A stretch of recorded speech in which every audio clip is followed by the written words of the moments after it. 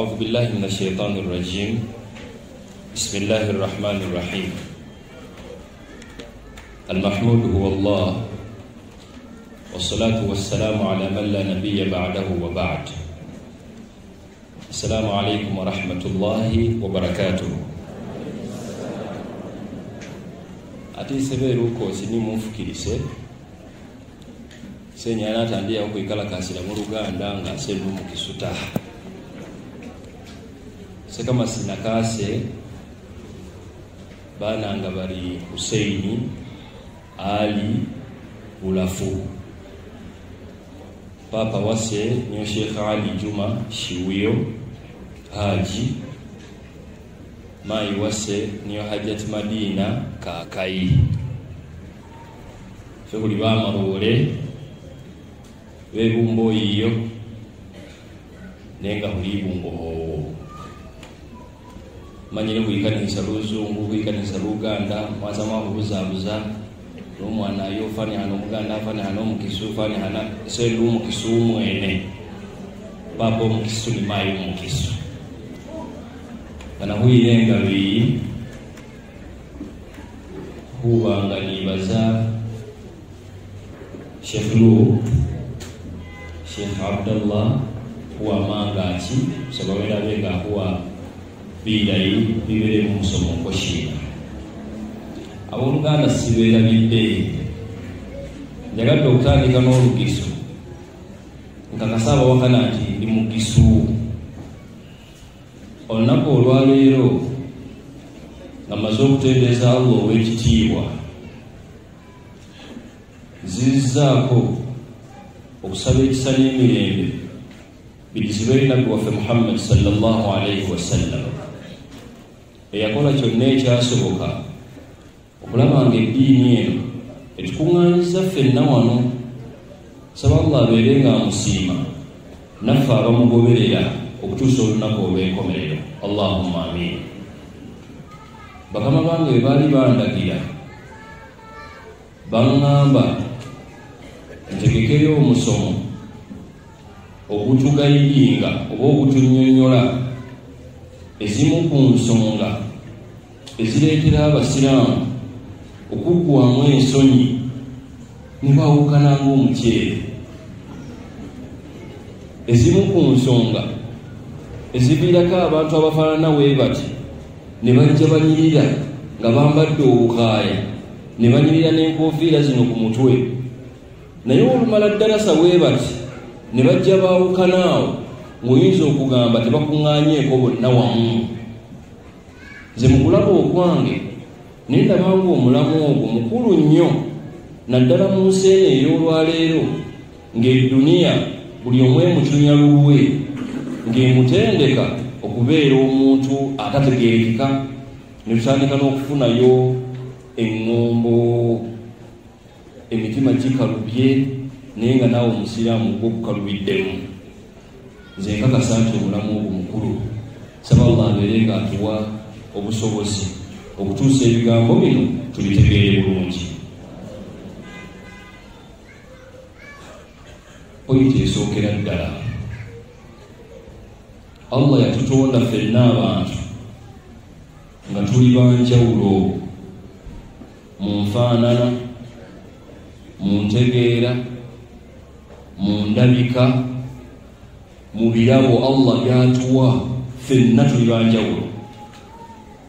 Naye ate bw'otamukaza n'ogamba nti afutalo Allah ono naye yategeera nti ayagala tubeere wamu, atajja atwawula. Lwaki atwawulamu? Nti ono munene, ono muwanvu, ono mugagga, ono mumpi, ate ono mweru.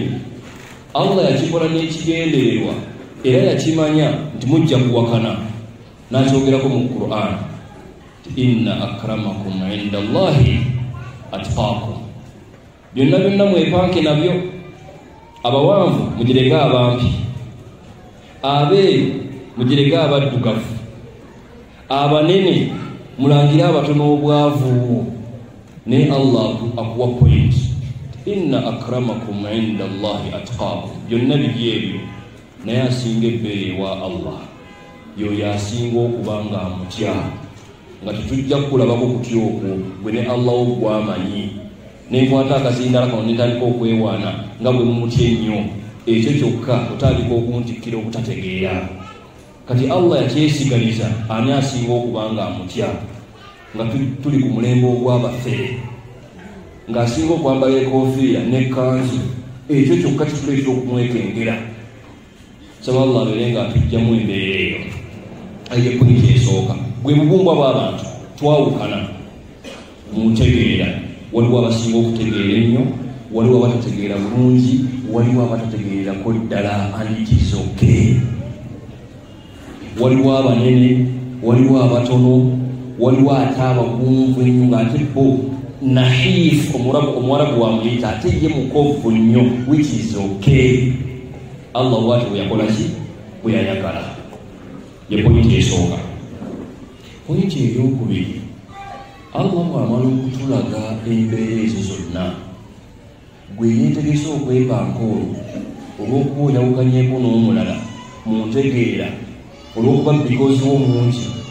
Pointi ey'okubiri wano ekuzza, teriiyo ddiini ennyonnyola luganda lwa Busiraamu oba eŋŋanda eziri wakati w'abantu nga ddiini ya Busiraamu. Nze nkyogera nnyo nga nsomesa eri abantu bonna nti woba omanyi kyogenda sumagira, nkwegayiridde, oba togenze kufuna mazzi wali kweyonjaako, tebageza ne bakubuuza nti nsomesezza n'ovaayo ng'ozumagidde, kuba togenda kubitegeera, ogenda kumpaayiriza newa Allah nkwegaana. Eddiini y'Obusiraamu y'eddiini yokka olw'obukulu bw'okubeera awamu, y'eddiini yokka eyagenda ng'erambulula emiteeko egy'eŋŋanda wakati waffe, ng'ekigendererwa ekikulu Allah tufunira we tubeerera wamu. Nzikumenyere omuteeko ogusooka ogw'Oluganda, al-akhu shaqiq.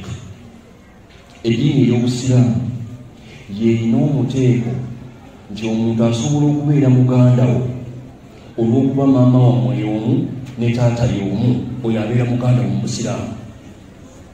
Ng'Obusiraamu bukutegeeza nti oba onoonya baganda bo, sookera kwabo baganda bo bennyini, era muli kimu. Tuba tukyali awo ate Obusiraamu ne butwongera omuteeko omulala, al-akhu li-umm. Obusiraamu omuntu asobola okubeera muganda wo ng'ekikufuula ow'Oluganda naye maama wammwe y'omu naye nga bataata banjawulo. Kisoboka oba tekisoboka? Kisoboka. Omwana omuwala afumbiddwa myaka gya 25 n'omwana w'omu, laba bbaawe yeefiira, ate ng'akyayagala bufumbo, najja afuna omusajja omulala naye n'amuzaalamu. Abaana abo baluganda, nga muganda we yennyini gwe bakuzaala naye atya al-akhu li-umm. Obusiraamu naye buli bukutongoza nti oyo naye muganda we yennyini, ekigendererwa kyakubeera bumu. Omuteeko ogwokusatu, al-akhu li-abu, nti omuntu asobola okubeera muganda wo naye ng'ekikufudde ow'Oluganda naye mugatta taata naye bamaama banjawulo. Ekyo nakimwagala nti nnyonnyole ku basajja Abasiraamu abayitiriza okuwasa wano, namba 1, namba 2, 3 ne 4, nti abaana bonna bali mu bakyala abo kasooba nga taata oli omu, bonna ba Luganda. Kati muve ku bakyala okwepangapanga okutandika okutendeka ejjeerye ery'abaana be ng'alikyayisa abaana abalala ng'olowooza lwe luganda olw'Obusiraamu. Nedda, oluganda olw'Obusiraamu gwe taata gwe yabazaala bonna, gwe yabawasa, abaana abo bonna ba Luganda, era bwe bumu bw'Obusiraamu. Tugenda mu maaso. Omuteeko omulala, al-akhu min ar-radaa. Obusiraamu bwatuuka n'okututendeka n'okutusomesa nti omuntu asobola okubeera muganda wo olw'ensonga nti muyonse ku maama y'omu. Era kinajjukirwa ti maama waffe Aisha radiyallahu anha yakyogerako ti yahrumu min ar-radaa ma yahrum min al-wilaada wa fi riwaaya ma yahrum min an-nasab. Nti nga woolaba omwana gwe bakuzadde naye nti akuzira, n'omwana gwe muyonse naye ku bbeere lyerimu akuzira kyekimu, muganda wo. Ekyo nakyo kitegeera okuva olwaleero bwe mutabeeraawo nga mukuzemu embiriri nga muyonseddwa omukyala omu yekka bw'ati ne wabanga si yamusindika ekyokubanga amuyonsezza omwana ono nakkuta ekyo kimufuula omwana we era muganda wo min arradaa temumanyi kyafaayo kya nabbi nti nabbi sallallahu alaihi wasallam abakyala abaamuyonsa abaana b'abakyala abo bonna baganda ba nabbi min arradaa era kinajjukirwa nti lumu nabbi ng'amaze okugwa mu bintu ye nabbi kati ne wajjawo sisita we gwe baali bayita Shaima basahaba balowooza tikamukuba omugongo igno kuba amuswaza ali eri mu high ranks laba omwana ono omuwala bwajja ava eno mbwayagala kumusemberera ataarif maatha faalahu nabi mumanyi nabbi kyeyakola yawa oda tumuviire mwannyinaze oyo min arradaa nasembera namunywegera wano kapeeke ka wano omuwala bwe wakunywegera wano aba akwagala ng'akuwa n'ekitiibwa ng'akwawudde mu bangi kati omuteeko omulala ogw'oluganda ye muntu okubanga muganda wo nga muyonse ku mwama y'omu ndowooza olaba ekifaananyi ky'obusiraamu ezo zonna nganda Allah aziteekawo afune waakunyiga niwoba okalubye omutima otya era nga tolinawo ogwa kale oba okyakalubye kankwongere al akhu min annasab obusiraamu bwagenda mu maaso ne butugamba nti omuntu asobola okubeera muganda wo olw'okuba kabila y'emu tribe y'emu ekyo badde okimanyi bakisibaliwa ena waliwo kimikonangaaki buli mugiswali wano eno kimanye nti oli muganda wange nange ndi muganda wo mina nasab ate abaganda abali wano buli muganda ali eno wansi kimanye nti oli muganda wa haji era haji muganda wo mina nasabi mu kabila ate nitujja tukimenyamenya waliwo kabila ate ezeddira bano bango bano bankima bano bampologoma ebyo byonna bika obusiraamu bibiraba tompakanya nno kuba aya weziri Allah atutegeeza mu Qur'ani y'ekitiibwa a'udhu billahi minash shaitani rrajim wa ila aadin akhahum huda abantu ba Aadi abo akhahum muganda waabwe Yahudu alayhi salam nabbi wa Allah we yagezaako okwogera ku bannabbi baabo teyagamba nti abantu abo aba Aadi abo musajja waabwe yo Yahudu yakozesa ekigambo ahu nti abantu abo aba Aadi muganda waabwe gwe nabatumamu yani Yahudu si kuba nti babazaala bonna wabula kabila yaabwe yetya yemu ate n'amala n'akiddamu nti wa ila thamud akhahum saliha n'abantu ba Thamud abo kabila eyo muganda waabwe nabbi Swalihu gwe nabatumira abamala olaba oluganda we luviiramu awo ono omuteeko gwa luganda mu busiraamu bulukkiririzaamu kati mutandise ebibuuzo kankikuddemu nga tomala nakukibuuza kati ate obwo otugambye tuli ba luganda kiba kitegeeza naawe owagidde abantu baleme kwebasa ate nga bamuziro gwe gumu temumutwalayo eyo oluganda luno lwenjogerako luli ku mulamwa gwa leero eriba ddala sandala tujje tubannyonnyole ate ekyo kitegeeza ki naye ekyolwaleero awo wonna nga Allah anoonya wakuteeka era nga gwe batazaala eyazaalibwa wano nga tolinayo muganda gwe bakuzaala naye kale obanga tomuyinaayo tolinayo gwe mwayonka ku bbeere lyerimu kale oba naye tomuyinaayo tolinayo wa tribe yo nze ndi wano ndi Mugisu neŋŋenda e Kampala eyo gye tuwangalire nensanga Mugisu munnanga awo waba teyeebuzaabuzizza wennyini awo wensiikingira nenzira mu Lugisu kuba mmanyi ono mwana wa wakakati kyekimu naawe wojja wano embaale nosanga omuganda wano ng'obadde olwanagana n'oluzungu wano abantu bakutegeere bw'osumulirawo oluganda abantu bakole ki kuba otegeera ono mwana wawaka ekyo Allah kyategeeza al akhu min annasab ekisinga n'okunsanyusa kyekino ekidirira ekisemba al akhu bimaana sahib dini ey'obusiraamu eno obusiraamu yeddiini yokka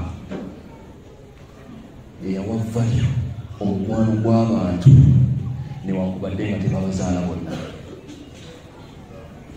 Olina mukwano gwo mukyoli, oli wano oli mugisa, naye mwajja nemukonekitinga n'omuntu ono ku levo nti ne famire bakadde baffe bakimanyi nti edda bakiinanga nga batta omukago nga basajja bakulu babiri bonna bakimanyi nti tebabazaala mu maama y'omu sinabaluganda, naye omukwano oguli wakati waabwe ne bajja bakibagamba nti baana mmwe kati okuva n'olwaleero bano baganda bammwe, nammwe okuva olwaleero bano bataata bammwe, mukimanye n'olwaleero, oba mbawaayiriza temukirabangako ekyo gyekiri.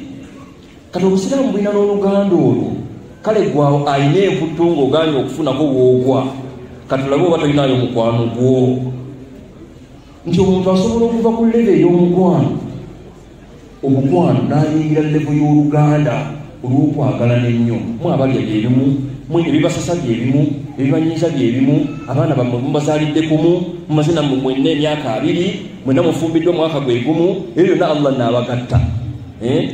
Ogwo naye oluganda lulyawo lwa busiraamu. Gwe wabaaki ennyabo oba ssebo atalina woogwa kweyo tosookese waggulu nga wonna tolina woogwa, naawe n'ofuna amaanyi n'onaaba n'oyambala olugoye n'enkofiira yaffe ey'obusiraamu newekuba nno n'akawoowo n'ovaamu akagambo eri muganda wo omusiraamu nti oyo waaba ayogedde saagala kumanya naye nga musiraamu munno nga tugamba nti waaki tonaaba teweekuba kawoowo tojjayo na kifaananyi kya busiraamu weeba nga byo bigambo ebigenda okuvaamu.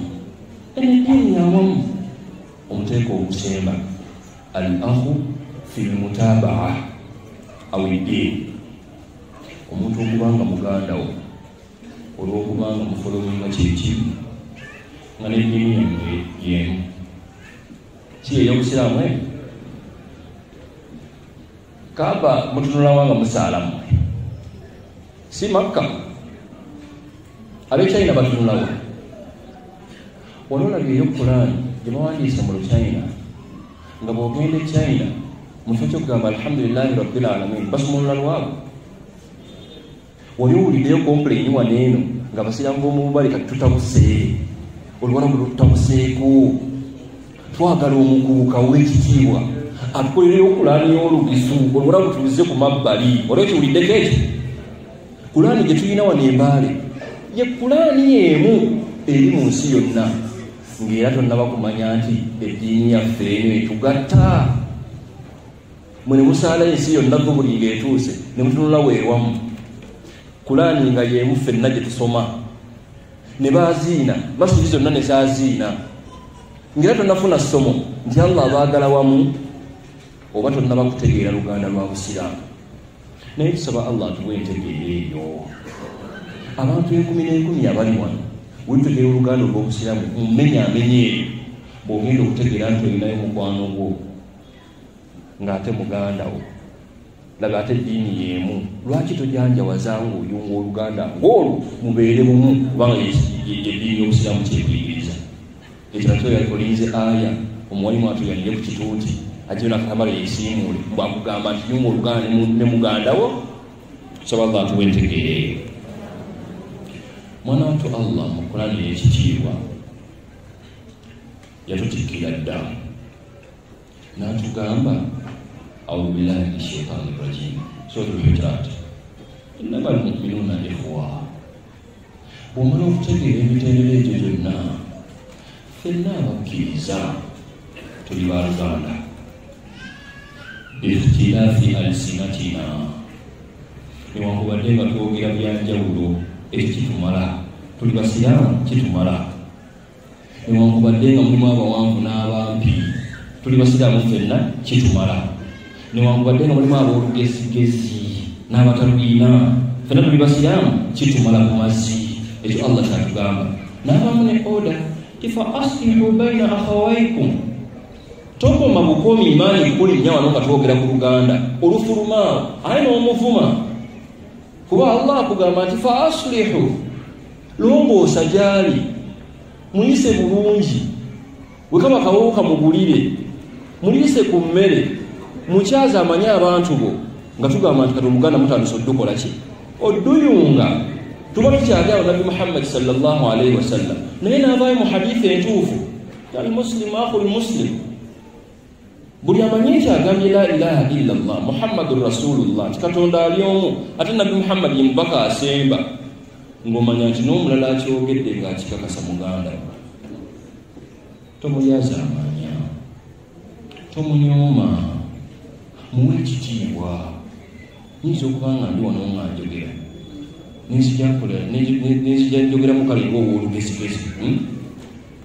ate nga gwaddako okusomesa nojja nokwata akazindaalo ate oli wa bigambo byo nosumulula tinjagala okubategeeza esainoyo okulafa nijayogeramu wa lugezigezi onzikakkanya nina famire nange jangu wansi omuŋambe tutegeeragane kuba tuli baluganda ekyo kizibu nyo kyakutegeera baganda bange kizibu nnyo ekyo bwe tulabanga katonda wabanga agenda okuba abantu emiggo olitunulayo obutumizibwa oti abeekubiri ojjeyo nga tolina naawe kyakwogera kubanga ebintu byakutegeera weebiti Allah n'ayogera nabbi n'ayogera netubinyonyolamu mu ntegeera yaffe eya bulijjo era n'otabitegeera n'ogenda mu maaso n'owalampa banno n'obakkakkanya naye nga baganda wo bokola ki bokkakkanya abatusooka abalongoofu obudde bungoba abatusooka abalongoofu be bantu abategeera kye bayita oluganda olw'obusiraamu ne beekuumira wamu tebakkirizanga katemba waffe owalwero okubaawukanya mbu olw'okuba olina omukolo n'owa bageti abantu 100 mulimu n'abaavu n'onyingira muganda watalina mulimu olw'okuba takuwadde mutwalo ku contribution n'omuyisa mu bataata baawo bonna tomwana yawa arambira e Kampala ne wallahi narawo kumuholo kwasi atakolerawo wadde nusu 10 ludi kweringa owashase ogezaawo kuyisaawo bibyo ti muganda wange oyo butuufu neziba 15 waba tezirina akola atya nokyawasebo munno nozaala n'abaana n'obalambira ti baana bange mbakakasa anti lwakuba wali mukyala nga oli lubuto ate okuze bakugamba ti omukyala ow'olubuto tebamumma kati mubaawo akumma nga oli lubuto n'olambira n'abaana bo timwanyinaze oyo muganda wange oyo yannyima cabbage nga ndi lubuto mbalamira namwe timumwagalanga hadisi yaniyo nabbi ki yagikugamba girwanyise webanga bwe bubumbwa kati obusiraamu nga bututendeka naye abatusooka abalongoofu bategeera oluganda olw'obusiraamu kanjogere ku mbeera 3 zokka ndowooza tugende ku points ezisemba point esookera ddala kyekyafaayo ekyali wakati w'omugenyi wa nabbi sallallahu alaihi wasallam ne sahaba ayitibwa Abi Talha al-Ansari lumu nabbi ali mu muzikiti ajja akyaza omugenyi mutambuze mu malungu mbawalabu ebiseera ebyo n'amugamba mbaka wa Allah nina olugendo lwange lwengendako naye ngenza obbalabalamu bwe nti nga we gye naatuukira obudde bujja bba bugenze nkyazaako ewuwo si mu bubi naye nkyazaako nsule enkeera nzi neeyongereyo nabbi fabaatha ila nisaihi nabbi n'akwata basahaba onabagamba oke mudutewa bakyala bange bonna mubuuze mukyala kyayinawo embeera entuufu eyinza okugenywaza omugenyi ono kuba ffe musiraamu nga tunagenywaza omugenyi tetumugenywaza nga wa bulijjo wekaba kasuuka katereke nga kabagenyi bisiba puleeti zibeeyo tekinaba kuggwako wekaba kakyayi kamata wadde nga temukanywa ikisokke mukajje eyabagenyi ono mukomuwe aveewaako nekinga ng'asiimye ripooti nekomawo ewa nabbi nga bamugamba kitebalina kye basanzeeyo kisanyusa mugenyi ono mundaba ye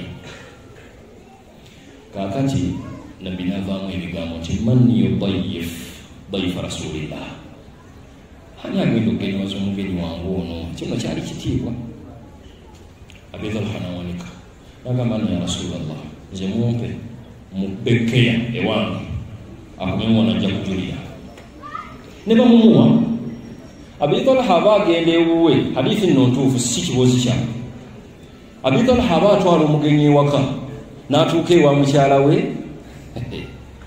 tubagamba wasa abakyala ab'eddiini muwakana bulirakana n'amutuusa ewa mukyala we namugamba mukyala no tubadde awo tufuna omukisa nabbi atuwadde omugenyi owuwe nno atwesize tumukyaze wano kumakya tumuzizeeyo. Omukyala awulira, omukyala n'agamba Abi Talha nti bba wange sigaanye abagenyi mbaagala naye obuzibu bwe nnina akamera akaliwo kamala baana baffe bokka, gwe bba wange toliiko wadde nga nkwagala, nange mukyala wo siriiko. Abi Talha avaamu obugambo oda n'agamba omukyala tinawemihim, njagala obowa abaana abo abamanyi oluzungu waliwo kye bayita lalabayi. Lalabayi mu Luganda buli kayimba komanya akabowa omwana akamwebasa kikategeeza. Abi Talha avaamu akagambo njagala omukyala wange obowa abaana abo babuzaabuza bakuba otulo naye nga tebalidde kamera ako. Ekyo bw'ona okimala wa akfi isirajaki, akataala ako kattadooba nako weebuzaabuza obenga atambula bw'oti jiribaabe ejjeekazikize oleme kazzaako. Ebyo ebibiri bwe byaliwo nga sinana kweyongera. Mumanyi lwaki bazikiza kattadooba? nga Abi Talha kyabala tayagala mugenyi ono ategeere nti bba bali mu maka tebalina mmere gye bakoona. Era riwaya egamba Abi Talha bwe yanyumyanga n'omugenyi ng'omugenyi alya, yanyumyanga mu mbeera eraga nti tulya ffenna lwakuba nti budde naye nandifunyeyo wano omuntu omu nsagala kunjogezaako nandibadde nfunayo wano omuntu omu n'atwogereramu awo ng'omuntu ala naye nga talya. Yeyo enjogera Abi Talha gye yaliko. Kati omukyala n'asula enjala, Abi Talha naye n'asula enjala. Mbulwaki sebo baagala mbu okusanyusa muganda waabwe omusiraamu gwe batamanyi gy'avudde, tebasomangako naye, si maama waabwe, tebamumanyi namumanya, bamulabidde awo. Ne bamuwa akamere ne yeebaka, tategedde nti bo tebalidde, yalowooza nabo balidde bombiriri, ne bajja beebaka kiro kiramba. Asinaana kweyongerayo nga nange sejjeemu baana basobola okukola ekyo. Kuba wabeera Rajabu wange oba Mawejje oba Kale Yahya mutuuzanga mukulu munnange ne mugamba tuvudde wala, kale sikumanyi nnyo naye embeera eriwo emirundi giri esatu tegikumala, gibadde gy'abaana. Kkiriza tukole pulaani wano gwe weebake kuba obitegeera ono omwana abaana baffe bakole ki naawe obazaala kuba baana bo.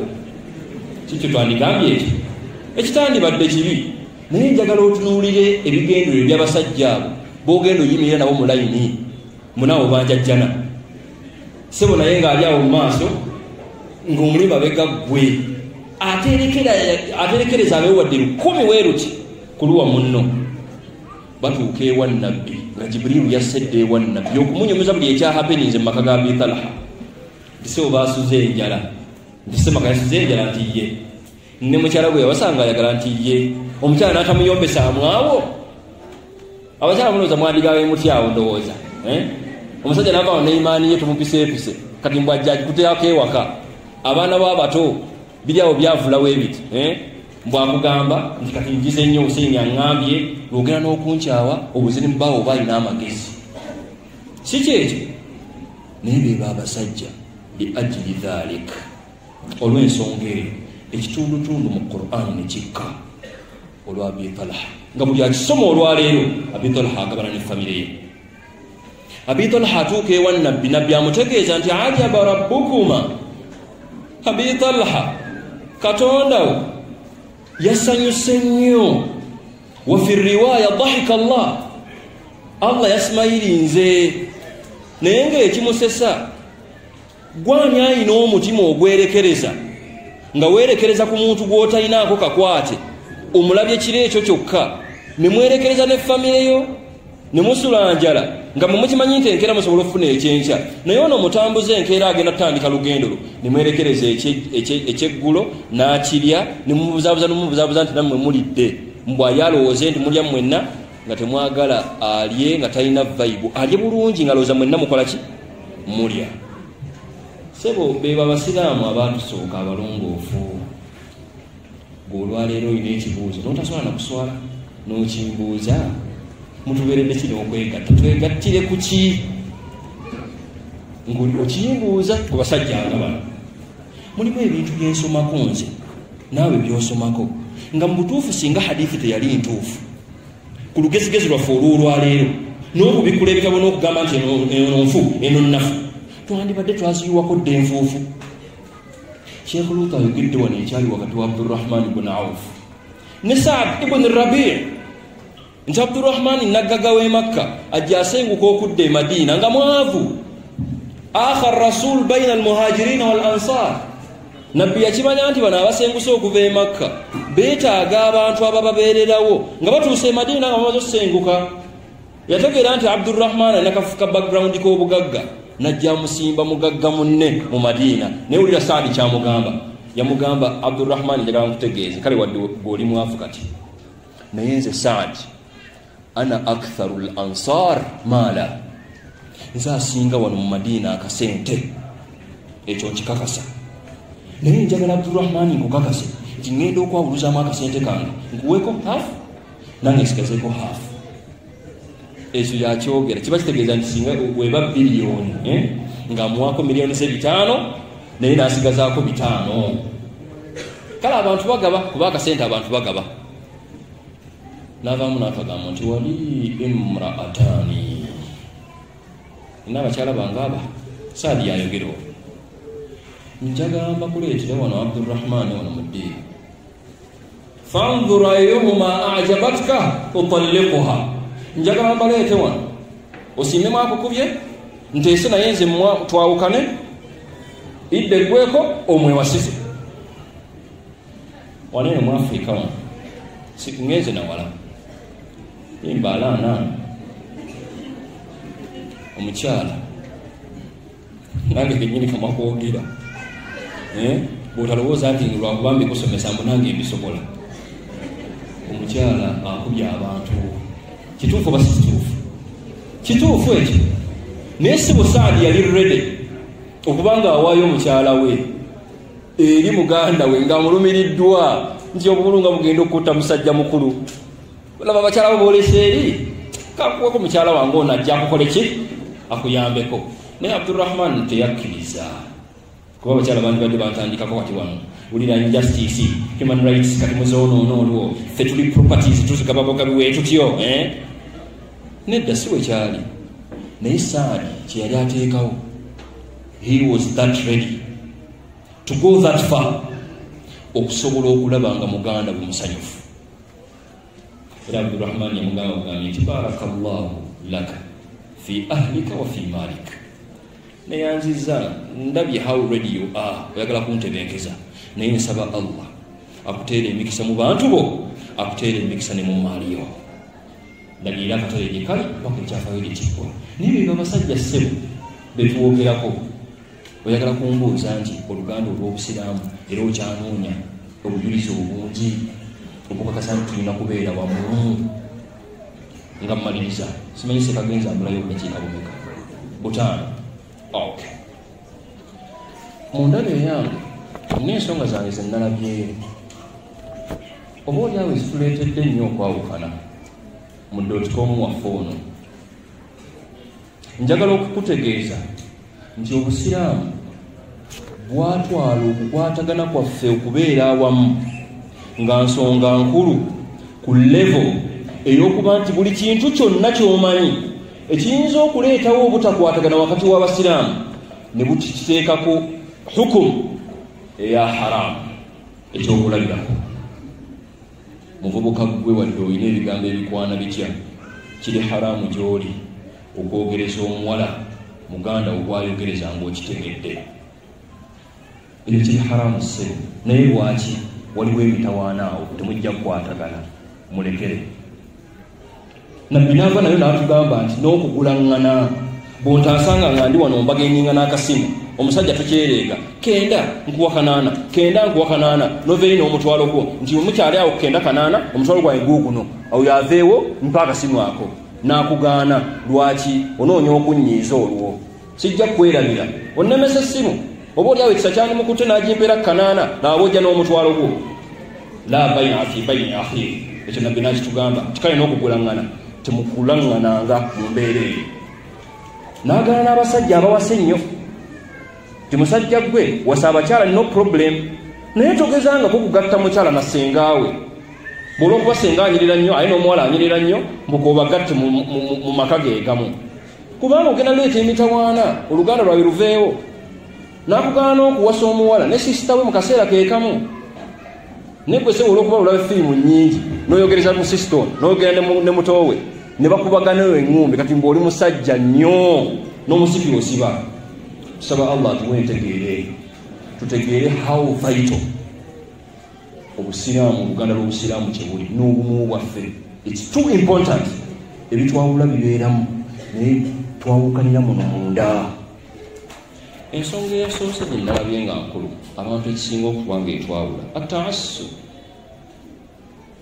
okubanga abantu we are too rigid, too flexible. Ate kituuka mu kisaawe kyayirimu gubula asala olw'okubona anyeenya akagalo mu swala, ate oli tanyeenya ali bw'ati ne mukaayanira okwo. Wallahu alazim, olwo nakyanyeenya ate ono tanyeenya. Sahaba gundi yalaba nabbi nga anyeenya ate ono yamulaba nga tanyeenya. Osomye ebitabo kigga okutuuka okukaayanya ku nsonga ng'eyo. Tekyawula basiraamu naye tubalina wano nga baawukanira ku ekyo. Mbukati wallahi mutongozza, teri salaamu gye ŋŋenda muwa kubanga mulaba bw'ati alina engeri gyaturimingamu akaleku kyokka nga talina katuriminga ekyo ekireba alina kireka bulesi n'okyawa munno ku lw'ensonga eyo. Ataasu okubona n'okwemalira okwo sebo gwe mutuufu wekka, teriyo balala balina opinions ndala. Ekyo kikyamu. La tataasabu, you have to be open-minded. Listen, understand, follow, but don't hate. Oba nina kyogumiddeko, it's okay, gumira ku ekyo, naye tekitegeeza nti alina endaba endala omujje mu ddiini eno. Ekyokubiri, atashaddud fi ddiin ala nafs wa taasir ala al-akharin, okwekaluubiriza kw'eddiini eno gwe kennyini neekukaluubirira ate n'oyagala otuuninge vibe mu balala, ng'owulira ddala obusiraamu buba bwanguyira abalala, kirina engeri gye kikutuuningamu gwe n'owulira bubi. Nabbi ki yakusomesa nti oba ofuna wuzu kwata ekikopo bwoti ofeesa amazzi ogayingire munda bwoti ate omala ogafulumye ogenda ffa. Bategeeza kujja sikunyiza minyina gikole ki? Naye waliwo omuntu agenda okunyiigira omuntu lwakuba amulabye anyiza bwati nga tasise mazzi kukola ki? Tashaddudu fi ddiin. Tuyimiridde mu swala olw'okuba nabbi yagamba nti tuteerere mu layini y'emu, n'ojja onnyiga ekigere n'okiteeka kuli oba oliawo nina n'ekiwundu ku kigere nengezaako okuvaayo katono bwe nti n'okizza bwoti n'oyimirira nga atategeerekeka. Atashaddudu fi ddiin. Olw'okuba nabbi agamba nti tusenye, sigezaako kujevu nabbi byagamba, nze ndi wa shariya byogera bino naye ngezaako kuluŋŋamya. Olw'okuba nabbi agamba nti tusenye era okusenya kulungi, tekitegeeza kusenyiza mu bantu. Si kya mu buntu, va mu bantu bwoti ogende ku mabbali osenye, naye gwonyumya n'abantu n'omuswakiigo bwoti salaamu aleikum bw'osenya woowanda wano bw'osenya woowanda wano. Ddiini kyeyo, atashaddudu fi ddiini. Era bw'olaba atakoze ekyo mu buseebo katali ku ddiini ne mujjamu ekyawira mu buntu ng'ebyo, tutereezeemu si kituufu. Ekyokusatu, tolerance. Eno edduniya singa okugumiikiriza buli omu mu mbeera ze tekyaliwo, lama kafaana hadhihi dunya, this world wouldn't be enough for us all. Naye tuwangaala n'engumiikiriza, sekagenza nangumiikiriza naŋŋamba nti Hussein oyo bwatyo bwali, naye katuwangaali tugende mu maaso. Bwe bulamu obwo, tolerance. Tubeere nga tukikoppa, kituleetedde okuba nga twawukana.